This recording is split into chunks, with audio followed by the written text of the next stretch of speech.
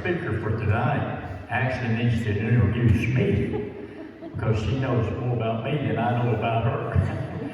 But let me read what the local brief had in the Jackson Post. It said this month's featured presenter is Sue Johnson Roark. She will take on a nostalgic trip down memory lane with her presentation titled Memories of Bemis' 50th Anniversary and the pivotal moment in Bemis, which was a pivotal moment in Bemis history. In May 1950, will come to life with her personal recollections and connection to the Bemis. Her connection to Bemis spans 91 years.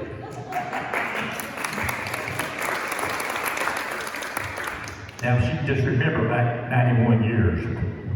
We don't really need it that far back, but she might have a memory or two.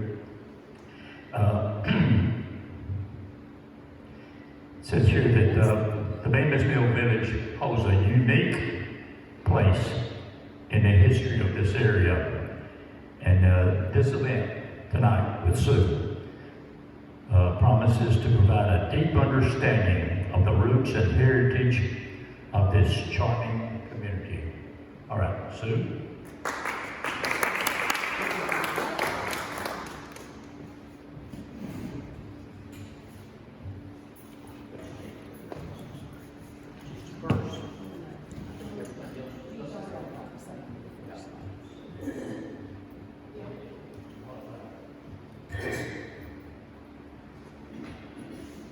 Ladies, I don't know how long it takes y'all to plan a party or a wedding, showers, but I know it takes a while. When they first planned these, I didn't know who was planning it, when they started it, but I knew that it had to be over more than 1 year or so because dignitaries were coming. They had to work with their schedules. But it turned out that in the Bemis story, that it was local people who helped put this together. And it was amazing what they did.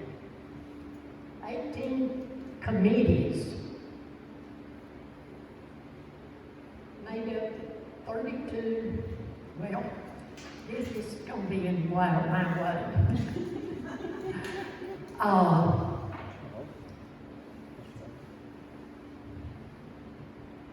18 committees made up of local Bemis employees worked on every detail of the anniversary.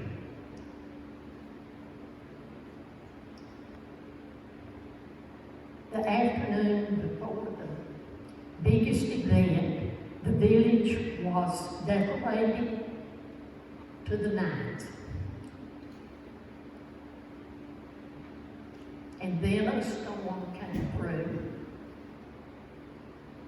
High winds, rain, and just in the middle of the night, when it finally died down, they had workers out the rest of the night. It had to be ready by 8 o'clock. And they worked, cleaned that mess up. Of course, the decorations were ruined, but evidently they had bought enough that they were able to redecorate, and everything was ready by 8 o'clock.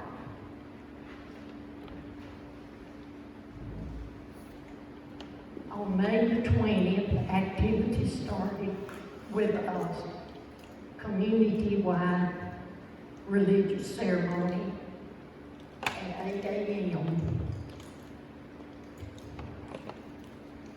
After that, one event was followed one right after another. The final judging on the dressmaking contest competition, the parade, music by bands and songs by glee clubs, speeches, open house, and another at the mill. I didn't go to that. I think it was pretty full, but I knew that through some shenanigans of the company, they had decided that they were going to let schools come and visit the school, the mill, and any groups, organized groups, come and visit the mill. So I didn't go to that. I don't know if any of y'all did. Y'all were little. I was a big girl.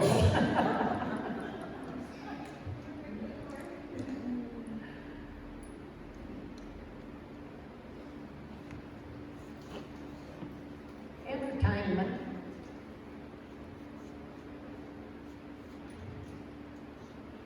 By music bands. Stunts, games, and contests. Now some of this, when I read this and I think back, I remember things happening that day, but I couldn't remember exactly what and when, and I thought there was so much going on. It couldn't all happen in one day. It just couldn't do it. I found out it did. Well, of course, the parade was the big thing. That was a whopping parade. And different groups, departments in the mill, they wanted to do floats. So I think there was, about 8 or 10 floats that was done from the different mills there. There was the Red Cross float.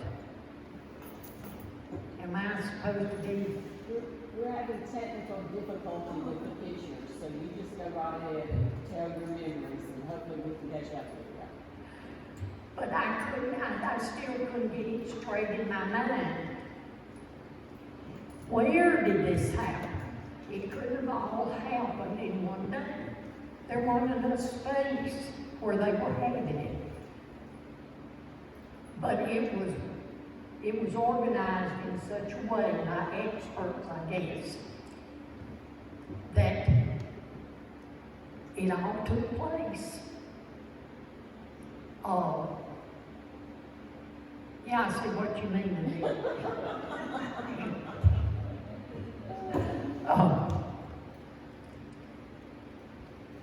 I was in one of the contests, and it was putting women, putting them in these very thick paper sacks that was made at one of the Bemis mills. Don't ever do that. I watched the first group, and they were fighting hard to get out of those thick paper sacks. And then it was my turn, and our group. And I was about to lose my mind. I thought, I've got to get out of this sack. And it was airless. It was a summer day, and there was no air in there. And I didn't have sharp fingernails. I felt like some of the women must have had sharp nails, and they punched holes. I don't know.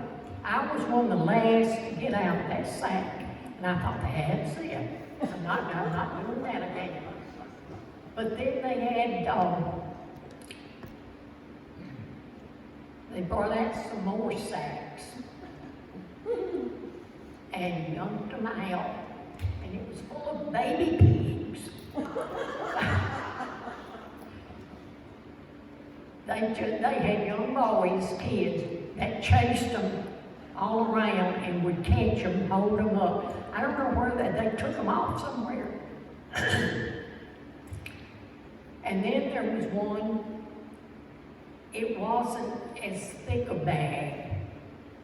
Oh, they dumped out cats. And they ran and got those.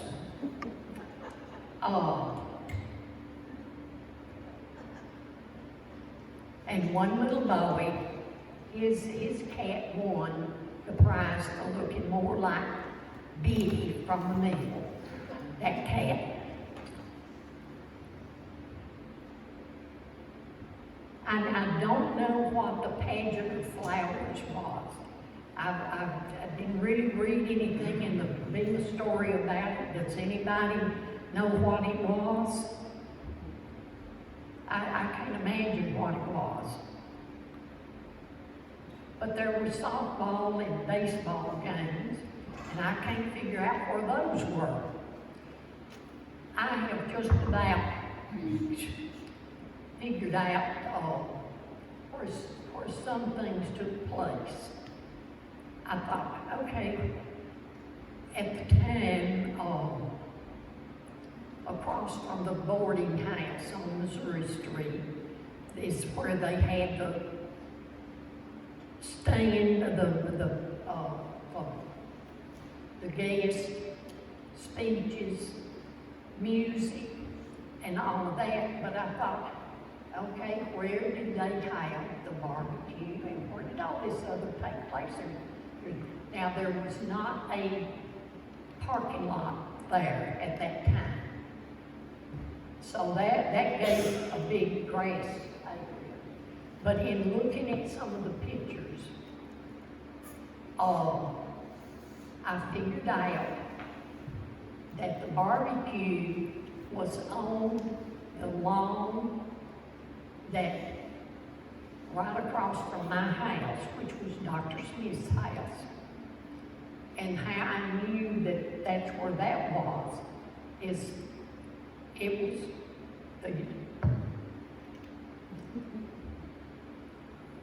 was surrounded by shrubbery. We're not getting along good. And on Farwell Street, that's not Farwell.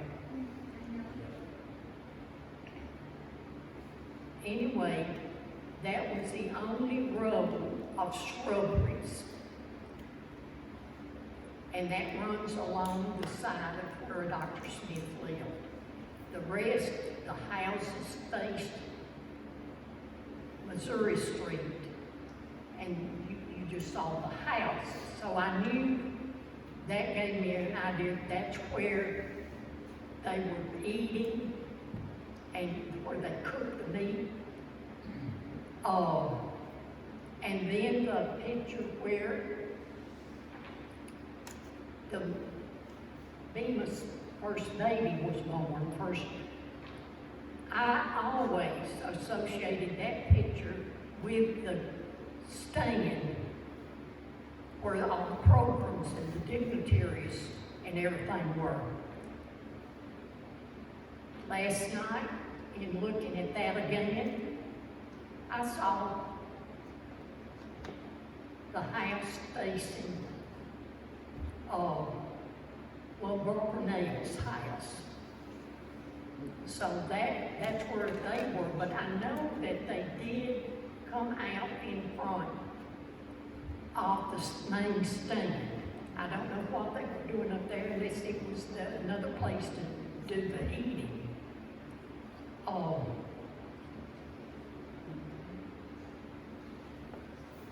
Music and the bands and the tour of the mill.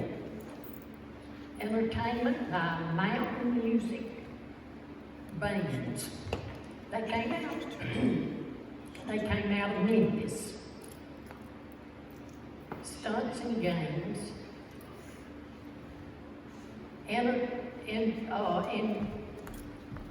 Introduction of the contest winners.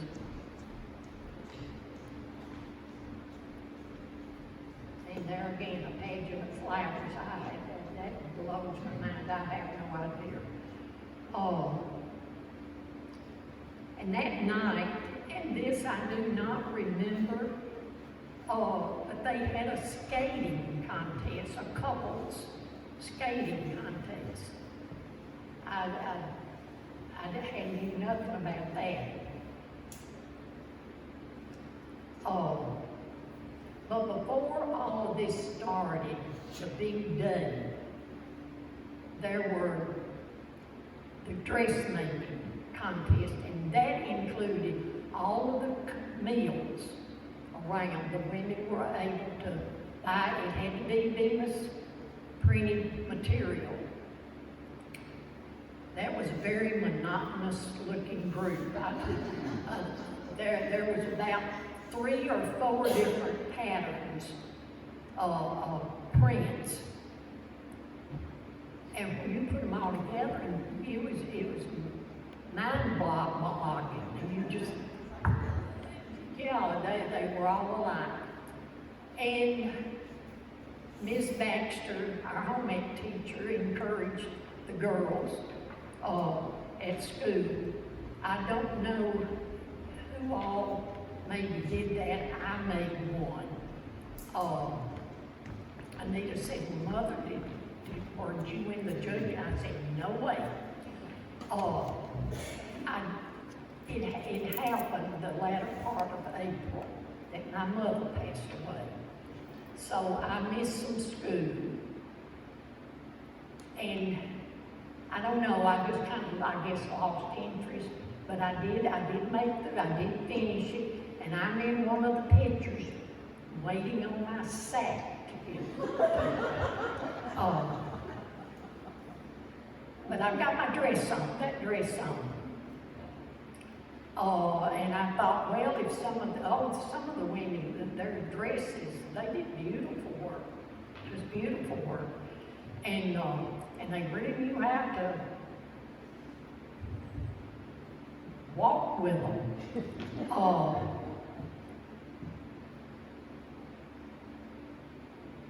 And then there was the cake baking contest. Did any of you go to the gym, skating rink, or that night? But we couldn't go in because they were judging, and they had tables and tables of cakes. And I'm afraid that some of the women had more in mind decorated. You have to decorate it real pretty, but they were looking for taste, the taste.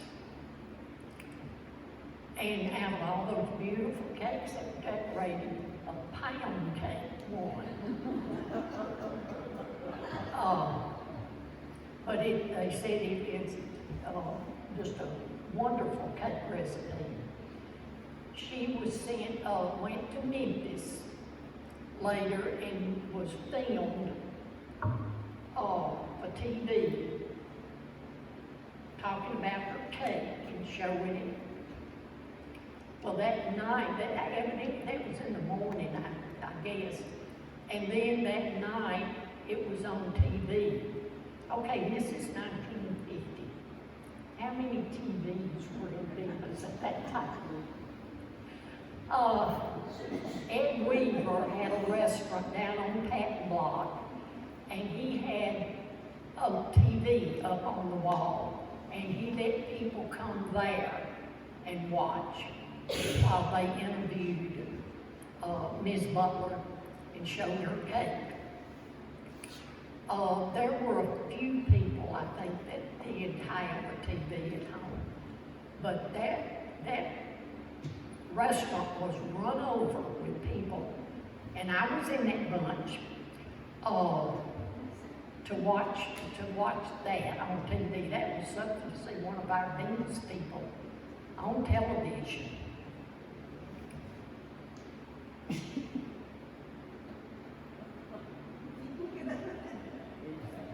Oh, We don't think it's going to work. So just tell me. I know how to talk. Yeah. That'll be fine. We had our governor that was here, Gordon Browning. He was our featured speaker that day. Also, speeches, they were broadcast on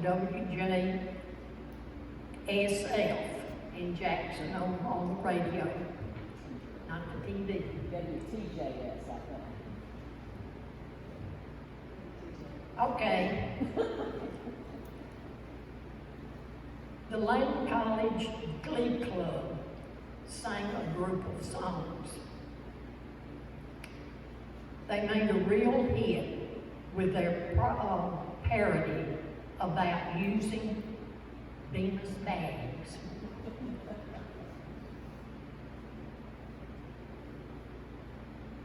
Okay, on the parade, the color guard was led by the military from different units.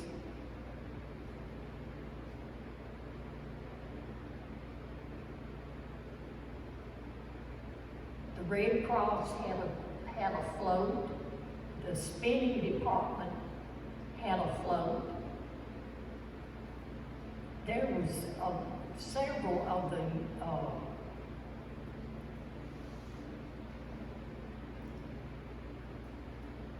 that I think they had about 8 or 10 floats by the different divisions up in the middle.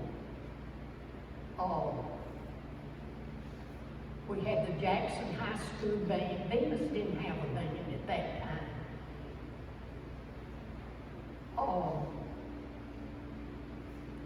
And the first baby born in Bemis. And I know that that disappointed somebody up there in Silver Circle because he had been telling everybody that he was the first baby born in Bemis. But he wasn't. And then probably he had been told that.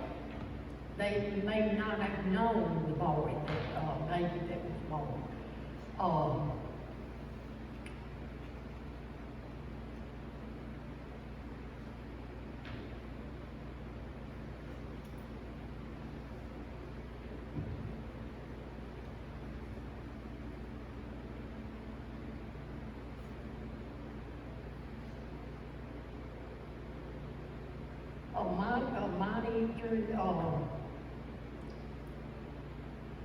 People waiting for, I knew a few people that was waiting for the barbecue. Monty Robinson, and his barbecue group did the barbecue. They fed over 45,000 people that day. 4,500. 4,500. Boy, that was a lot.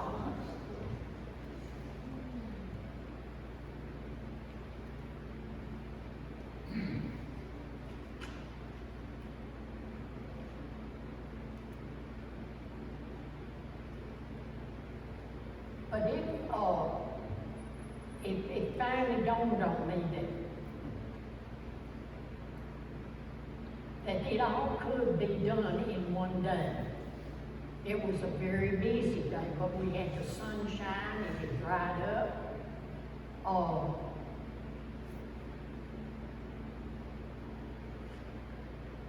The skating, they announced the winners. They weren't, the names weren't printed in the book, but I don't know if I knew any of them. Did any of y'all know? Any of them that was in that? And before it all started, they had the baby contest. The 6 months to 2 years was Ernest Hart and Terry, and Anita told me that was a girl, Terry Woolley. I didn't know her, but the little Hart boy lived on B Street, just within stone's throw of my house. He was a beautiful baby, beautiful. Then the baby contest, 2 to 4 years,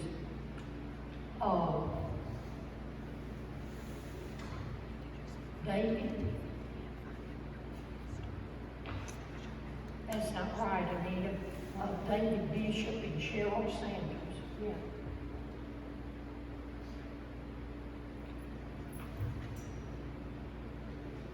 Okay. Little Miss and Mr. Bemis. Sherry Bishop. I guess that was his sister. And Dickie Davis. Beautiful little red-headed, bright red-headed boy. Oh.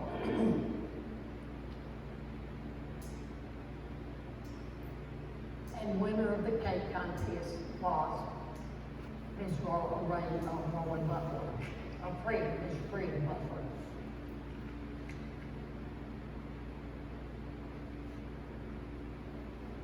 After the cake contest, they had a cakewalk. I don't remember that, but and I may not have been here at that time. You know, we had to leave Bemis, but I don't know if that was before or after that. But I was there that day. But if I had to have a ride home to the leases, I had to do it.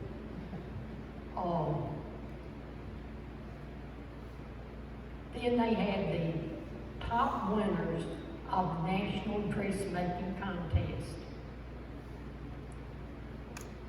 And there was one or two of the Bemis women who wore the dress that was sent from another state that couldn't make it. The woman from the Memphis plant won the top. It was beautiful, it looked like a beautiful dress.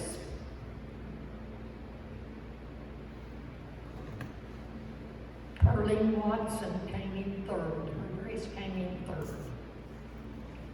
And they received $25 savings bond.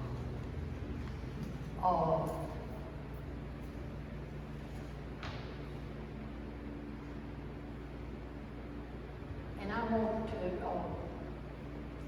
that sort of ended it out. I won't go through, there was a lot of dresses there, but Pearline Watson did win out of Bemis dress contest.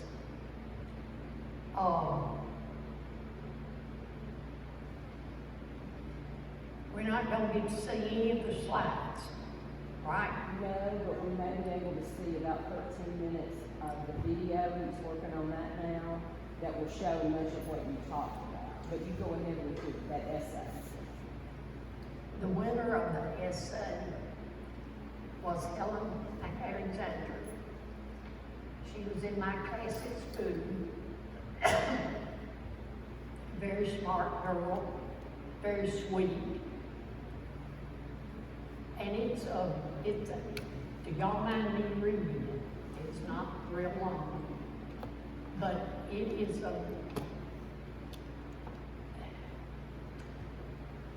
when I read it, it had been years since I had read it, and I thought, this could have been written about today. It just is so gentle, and I'd like to read it to you. Do we in Bemis ever stop to think what democracy means, or what we are most like American people? Taking democracy for granted. Democracy comes from the Greek word demos, which means people. The root of the people. people have the right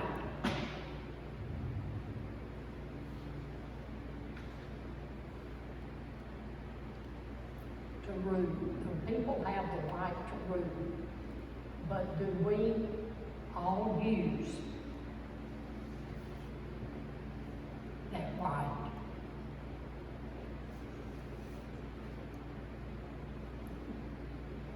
We can't all be senators, congressmen, or presidents, but we can rule through them by going to the polls, voting, and putting efficient people in office to represent us.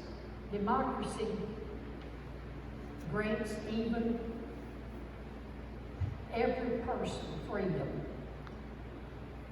Freedom of what?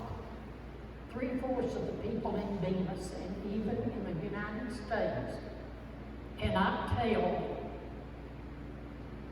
the freedoms that we have are granted to us. Too many people are rushing and hurrying all the time. They worry about what happened yesterday to what will happen tomorrow, and they let today slip through their hands, never stopping to think. Some people say that it takes too much time to think. Sure, it takes time, but it pays. Freedom means the right to think what we please, or to walk down the street to converse with whomever we please. It means we can go to school and learn about the growth and the development of our nation.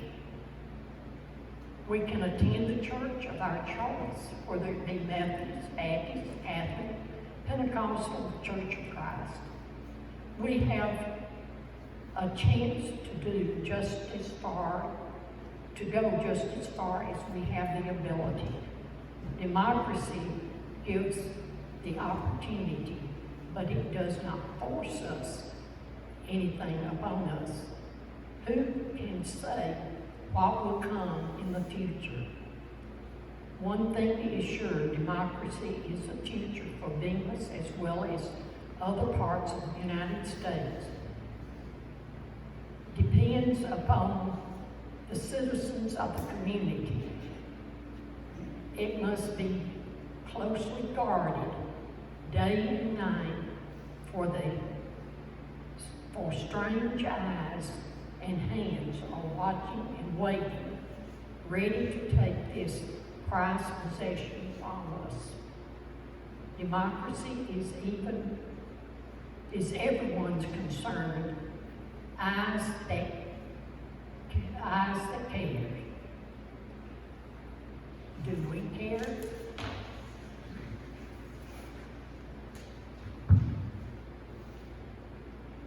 There's not a person living in Bemis who would want to change places with a person living in Russia. And yet most of us live from one day to the next without thinking about our democracy or stopping to pray to God that we might be strong enough to keep forever us safe and secure. Only through cooperation, understanding, and friendship can we preserve our democracy and our freedoms. We must be taught and try to see another person's point of view. We must be loyal to our community, state, and certainly to our country. So let's all do what we can to preserve our democracy in the future.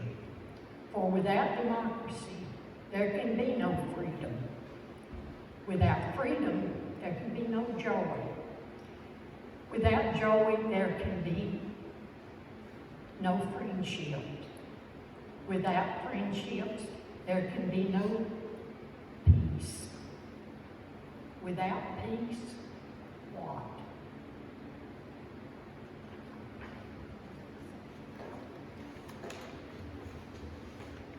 Does anybody want to have any